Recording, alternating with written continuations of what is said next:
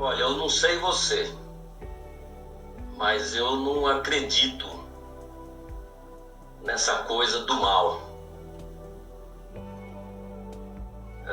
Eu vejo as pessoas rotulando, né, os outros de pessoas maldosas, pessoas que só querem o mal dos outros. Eu não vejo dessa forma, não. Tenho uma opinião um pouco diferente. E é o que eu quero discutir com você hoje. Essa questão aí do bem e do mal. Eu quero até trazer um pouco de uma conotação até bíblica, aquela história de separar o joio do trigo, né? Onde os bons ganharão o reino do céu e os maus arderão no fogo do inferno. Hoje mesmo eu estava assistindo um adestrador de cães e ele recebeu a incumbência de adestrar um pitbull, que a pessoa tirou ele da rinha. Ele foi treinado para brigar, para matar outros cachorros, e ele estava um pouco resistente. Então chamou esse adestrador e eu estava assistindo o processo. Mas enfim, para concluir isso, depois de algum tempo, isso no mesmo dia, tá? No mesmo momento ali, com o trabalho ali, mostrando, passando confiança e tudo mais pro cachorro, você percebeu no final um cão completamente dócil, carinhoso, brincalhão, né? E o pitbull tem aquela cara feia, né? Mas quando ele tá olhando para você, parece que ele tá sorrindo para você, né? Então a maldade que esse cão apregoava talvez fosse a falta de carinho, fosse a falta desta confiança que ele poderia ter com o dono, né? Mas isso já vem lá de trás, né? Se você reparar, desde a infância, nós somos condicionados através de filmes, desenhos animados, historinhas contadas pela nossa avó, sempre a ter uma visão bem clara sobre o que é o bem e o que é o mal. O mal era sempre o vilão, né? O bandido da história, aquele que sempre estava fazendo o mal para prejudicar alguém. Mas aí vinha o mocinho para fazer a justiça, prender o bandido ou matava o bandido, né? E aí a gente cresce e observa que o nosso ego é que separa e julga o que é bom ou o que é ruim, o que é o bem ou o que é o mal. Vai vendo como é que nós vamos conduzir esse processo. Então nós somos ensinados que de um lado tem aqueles que são bons, pessoas que praticam bem, que agem dentro de uma norma, e de outro lado tem aqueles que são considerados maus, que praticam a maldade. Na verdade, isso é o nosso ego. Mas você vai ver que no final acaba sendo assim mesmo, né? Pessoas boas, pessoas ruins, pessoas que praticam bem, pessoas que praticam o mal. Mas essa questão da dualidade, seja na religião, seja na ética, filosofia, o bem e o mal está sempre ali diante de um espectro dualístico, não é? Mas sempre no sentido da moral, onde em uma direção estão os considerados moralmente positivos e em outra direção os moralmente negativos. E aí a gente acaba fazendo essa separação, fazendo esse julgamento de quem é bom e quem é ruim. Sabe o Taiji, aquela imagem taoísta que representa a energia yin e yang, famosa, que tem uma vírgula para baixo, uma vírgula para cima, parece uma vírgula? Não sei se você lembra. Olha só que interessante, porque no Yin, que é o preto, existe um pontinho branco de Yang lá. Você lembra disso? E dentro do Yang, que é o branco, existe um pontinho de preto do Yin. Olha que interessante isso, porque essa figura ela nos mostra exatamente que essas energias são coexistentes. E como eu disse, é o nosso ego que está acima dos alicerces básicos da vida e acaba criando as dualidades ou dicotomias sobre valores, né? E leva tudo para o mesmo saco das valorações. Uma coisa é o valor. Eu não posso taxar uma pessoa, por exemplo, de má, porque eu estou sendo prepotente. É como se essa pessoa não tivesse nada de bom nela, que ela nunca vai se transformar ou agir, ter um comportamento saudável, ter um comportamento que seja dentro das prerrogativas, das regras dos seres humanos, né? Então, uma coisa é o valor, a outra coisa é a valoração que você dá para um determinado objeto ou comportamento. E são esses comportamentos que partem do nosso ego. É exatamente a exteriorização do nosso ego. Então, nem o bem nem o mal tem um valor absoluto. Tá? Quando a pessoa julga que algo é justo ou injusto, bom ou mal, ela está apenas falando de elementos dentro de um tempo e dentro de um espaço. Vamos entender isso aí. O que significa isso aí? Vamos lá. Você acha que é falta de educação gritar com uma pessoa, com alguém? Eu também acho. Acho que você pensa da mesma forma que eu. Nós fomos educados, né, a respeitar e tratar os outros com dignidade e respeito. Mas gritar com alguém, pedindo para ela correr porque há um perigo iminente, já é bom.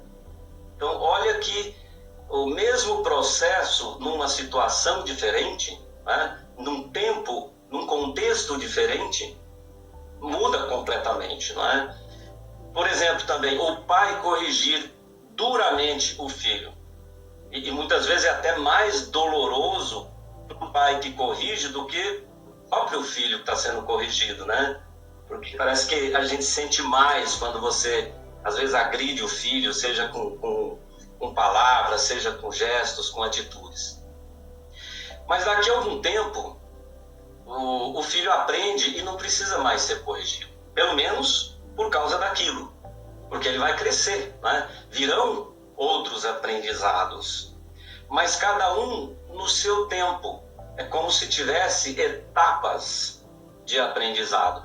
E nessas etapas, você pode ou não ser corrigido. Você pode ou não ser chamado a atenção para que você desenvolva a sua vida, que você cresça dentro pelo menos aqui, vou falar aqui que seja dentro dos padrões que nós estamos acostumados, né?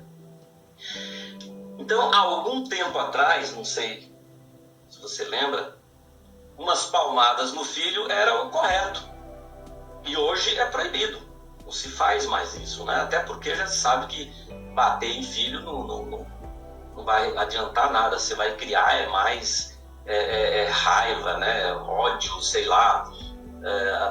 E depois criar culpas por isso, né?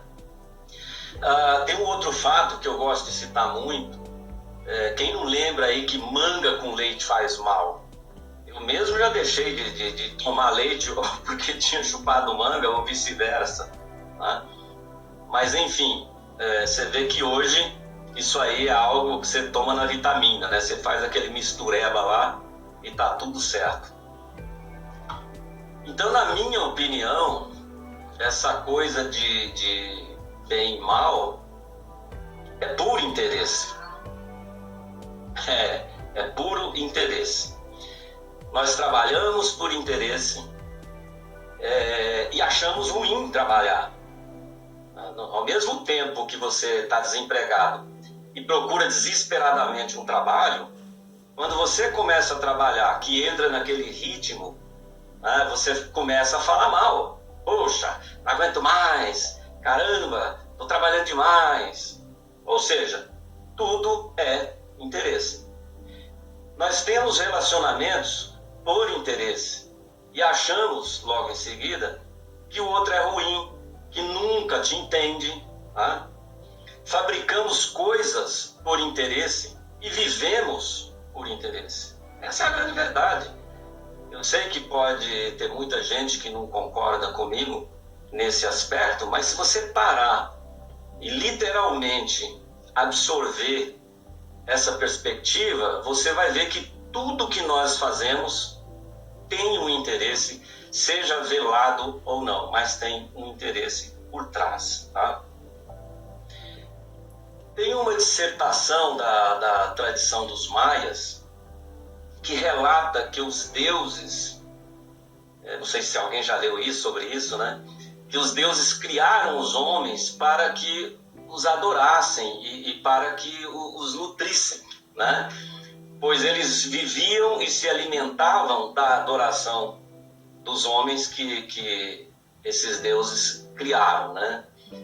Então, alguns povos da antiguidade até sacrificavam os seres humanos para aplacar a ira dos seus deuses. Muito comum em filmes. Hoje ainda tem alguns filmes mostrando essa prática, né? Então,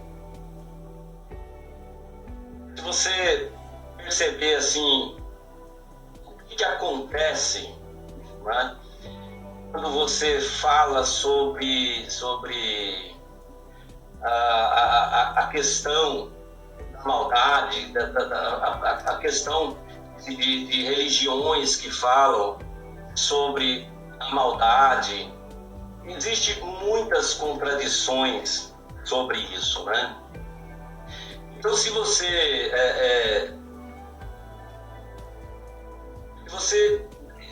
perceber, eu estou aqui defendendo a minha tese, né, sobre a inexistência do mal, porque o mal em si, ele realmente não existe. Se você parar um pouquinho para pensar, como eu falei aqui do pitbull, o pitbull ele nasce filhotinho. E se você o ensina a atacar, não é que ele vai ser mau, ele vai fazer aquilo que ele foi ensinado. Tá? O mal, ele não existe em si porque é um ato ou princípio básico de prejudicar os outros sem qualquer motivo. A não ser que você treine, a não ser que você ensina a fazer isso. A gente diz, né, que os presídios hoje são faculdades da maldade, né? E o bem? O bem é um ato ou princípio positivo altruísta, que visa o benefício de todos sem recompensa. Quando você faz o bem e está esperando alguma coisa, você está praticando esse bem por interesse. Quando você tem a consciência de que o bem ele existe por si só, ou seja, que tudo é uma questão de interesse, mas que você pode praticá-lo sem esperar nada em troca, então você começa a perceber que realmente o mal não existe. Algumas religiões, elas citam passagens bíblicas onde relatam que Deus voltará para separar o joio do trigo, referindo-se ali ao joio como se fosse as pessoas malignas, aquelas pessoas que viveram, entre aspas aqui, na maldade, praticando a a maior expressão do ego, né, de seus egos. E ele também referia-se ao trigo, os filhos de Deus, aqueles que seriam arrebatados até os céus e ali viveriam uma vida eterna, cheia de paz e tranquilidade, enquanto aqueles que eram considerados o joio seriam arrebatados para o inferno, onde seriam punidos e teriam uma vida eterna de sofrimento. Então, só aí a gente percebe que nós estamos falando aqui de um interesse por trás dessa história, né? É claro que essa história não é a que Jesus contou. Essa história é o que quiseram que nós soubéssemos, não é? Porque nós estamos falando aí de um Deus punitivo, de um Deus que castiga. Ora, se nós temos o livre-arbítrio, nós temos as nossas escolhas, e de repente, se eu escolho determinada direção, eu sou punido, então que diabo de livre-arbítrio é esse? Né? Então, Jesus disse que o reino dos céus é semelhante a um homem. Essa é a verdadeira história, tá? Ele disse que o reino dos céus é semelhante a um homem que semeou boa semente no seu campo, tá? Mas enquanto os homens dormiam, vamos entender isso aqui, tá? Veio um inimigo dele e semeou joio no meio do trigo e retirou-se. Porém, quando a erva cresceu e deu fruto, então apareceu também o joio. A verdadeira história que Jesus contou. E aí, chegando os servos do dono do campo, disseram: Senhor, não semeastes boa semente no teu campo? Pois de onde vem o joio então? Respondeu-lhes o homem: O inimigo é quem fez isso. Os servos continuaram: Queres então que vamos arrancá-lo? Não, respondeu ele, para que não suceda que, tirando o joio, arranqueis juntamente com ele também o trigo. Olha que só aqui já me faz lembrar daquela figurinha taoísta, o Taiji, tá? Que estão ali yin e yang convivendo juntos. Deixai crescer ambos juntos até a ceifa. E no tempo da ceifa direi aos ceifeiros: Ajuntai primeiro o joio e atai-o em feixes para o queimar, mas recolhei o trigo no meu celeiro. Olha que interessante. Então veja que essa passagem mostra exatamente o nosso ego, aqui configurado nas nossas atitudes, como eu disse, não é? Nas nossas manifestações durante as interações que nós temos com as pessoas. E como o Yin e o Yang, que estão sempre juntos, ele fala que o inimigo plantou o joio enquanto dormiam. E isso é interessante, porque, na verdade, o que ele está querendo dizer aqui é que, enquanto nós dormimos, o inimigo planta em nossas mentes aquilo que não faz parte da nossa evolução espiritual. O dormir nesta parábola, aqui nessa história, é a falta de lucidez, é a falta de consciência espiritual, consciência do amor, não é? Então, quanto mais consciência, mais liberdade nós teremos. E, claro, alguns interesses religiosos não querem essa liberdade. Por quê? Porque o indivíduo, quando ele percebe que ele é livre, que ele é imortal, ele tem uma atitude completamente diferente desse Deus punitivo, dessa coisa que Deus é mau. Ao mesmo tempo, Deus é justo, mas é punitivo, então também ele é mau. E aí tem aquela história, né, que se Deus criou tudo, então ele também criou a maldade, né? Mas não. Como o Yin e o Yang, nós estamos convivendo juntos, joio e trigo, bem e mal. Agora, tudo depende do nosso ego. Ele é que nos orienta a fazer de acordo com a nossa consciência e servirá de base que outros nos julguem, né? Porque na medida que eu agir de uma determinada forma que é contrário às regras, eu serei julgado até pelos próprios homens, né? Mas não de acordo com os nossos valores. Por quê? Porque sempre que você está julgando alguém, você está julgando de acordo com os teus valores. E isso é o teu ego, e não com o valor do outro. Então, se você tiver que falar sobre alguma coisa a uma pessoa, falar dela, não é? Fale de acordo com os valores dela e não com os seus. Porque o egão está na frente aí, não é? Tem uma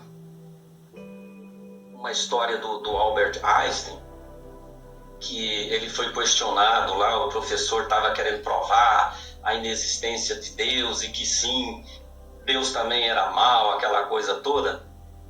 E o Albert Einstein respondeu então para o professor assim, ó: o mal existe, professor? E o professor, claro que existe. Olha aí quanta coisa ruim que acontece no mundo, né? E o Einstein respondeu: o mal não existe, senhor. Ou pelo menos não existe por si mesmo.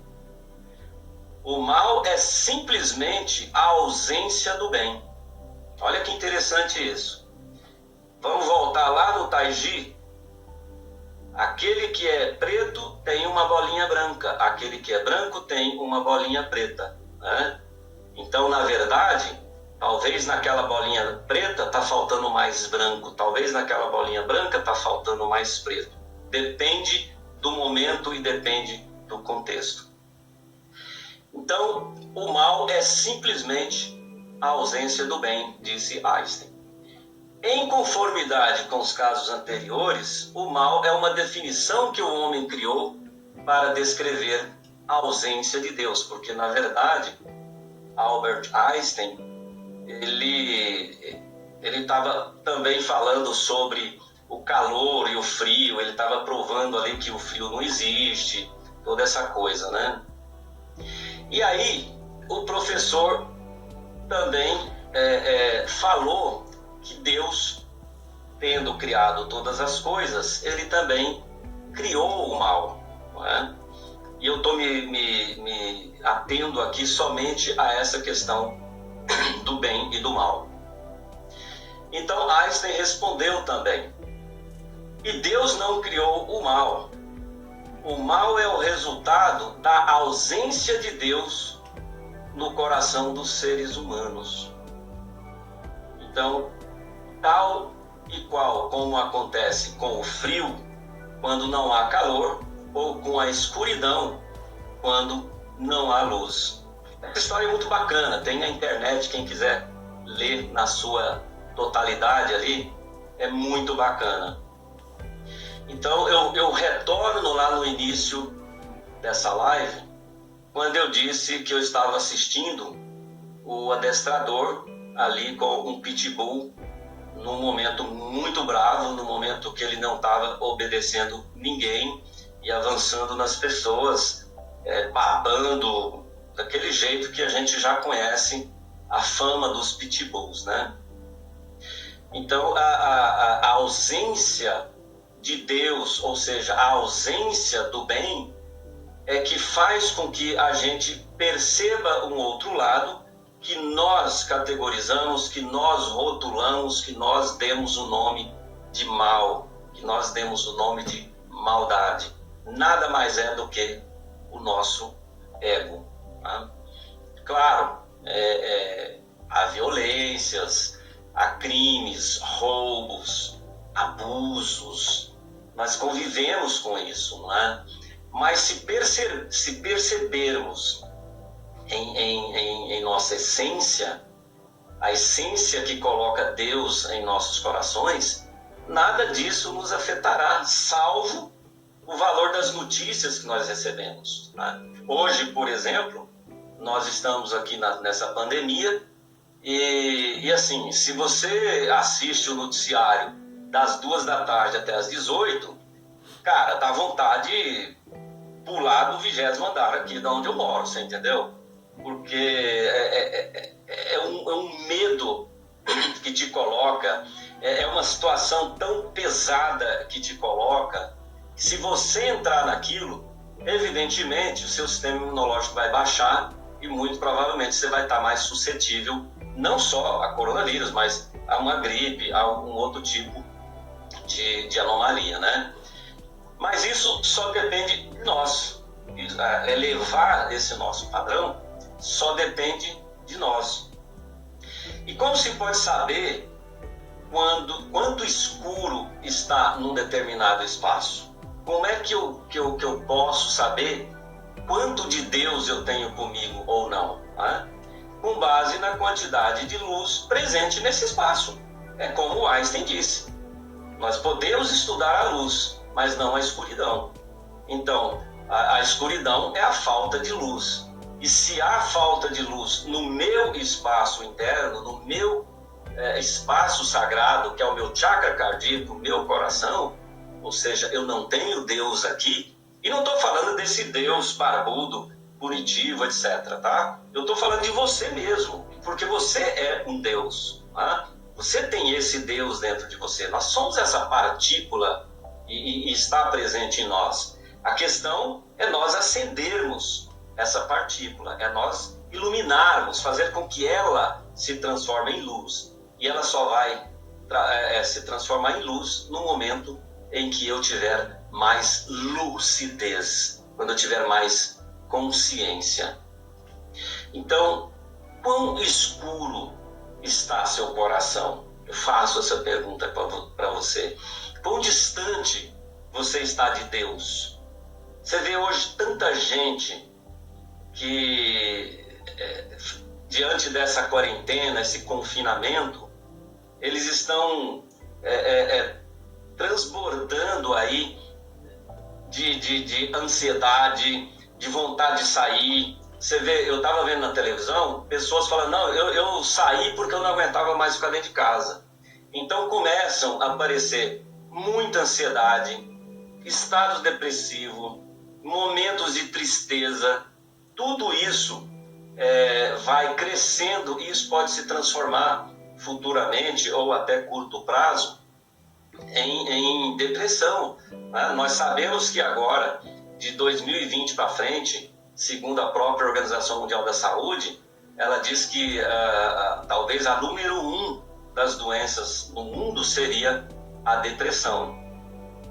Então, gente, quando nós acendemos essa luz em nós, quando nós trazemos esse pitbull, porque nós precisamos também dessa garra, nós precisamos até de certa raiva, né? Ter raiva da pobreza, ter raiva da ingratidão, ter raiva de situações que não condizem com o bem-estar, com a qualidade de vida.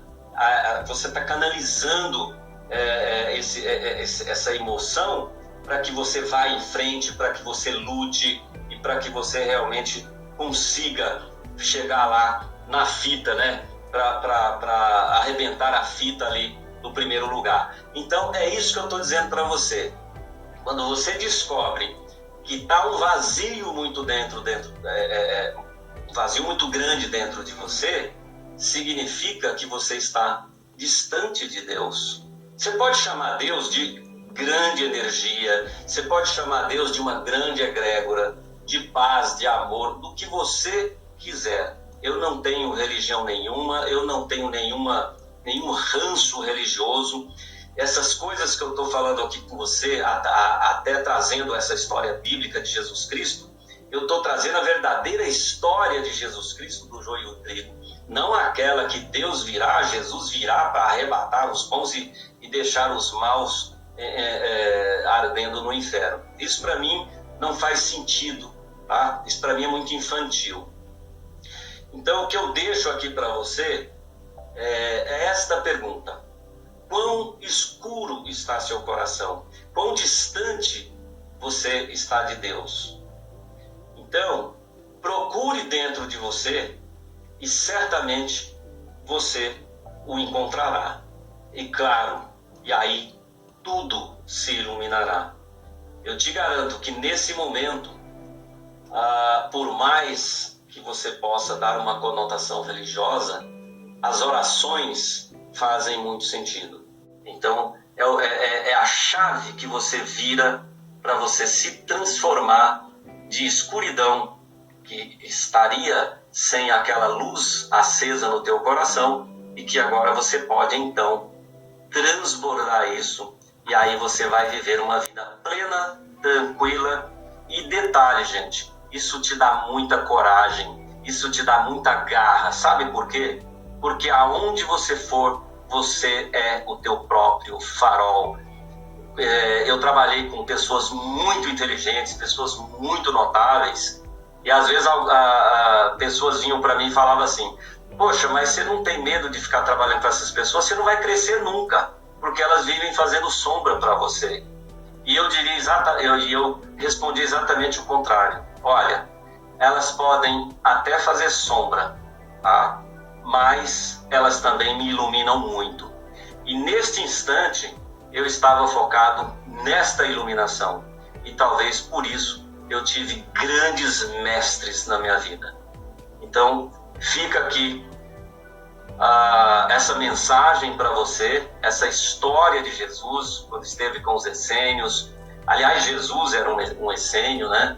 E trouxe essa história tão legal, desmistificando essa questão de separatismo e deixar a figura aqui implantada na sua mente do Tai Chi, que é o Yin e o Yang, mostrando que essas duas energias, elas se compõem, elas estão juntas. Se você cuidar mais de uma, talvez falte na outra, ou vice-versa. É você que vai escolher. Isso está agora nas suas mãos e faz parte do teu ego. Quanto mais você suprimir esse ego, mais luz você terá dentro de você e, portanto, você será capaz de iluminar não só uma ou duas pessoas, mas uma multidão inteira. E é isso que eu desejo para você, tá ok? Eu vou fazer agora lives um pouquinho mais curtas, tá? Porque ficar diante do computador, às vezes é muito complicado, né? Ficar o tempo inteiro aqui diante do computador. Então eu vou suprimir um pouquinho daqui para frente. Então, muito obrigado pela presença de vocês, obrigado a todos aqueles que estão dando a força aí para mim. Eu peço que vocês compartilhem essa live. Ela também está ao vivo no YouTube, tá? E depois eu vou baixar lá e passo o link também para vocês, ok? Caso vocês queiram compartilhar com outras pessoas. Muito obrigado, um beijão para vocês e até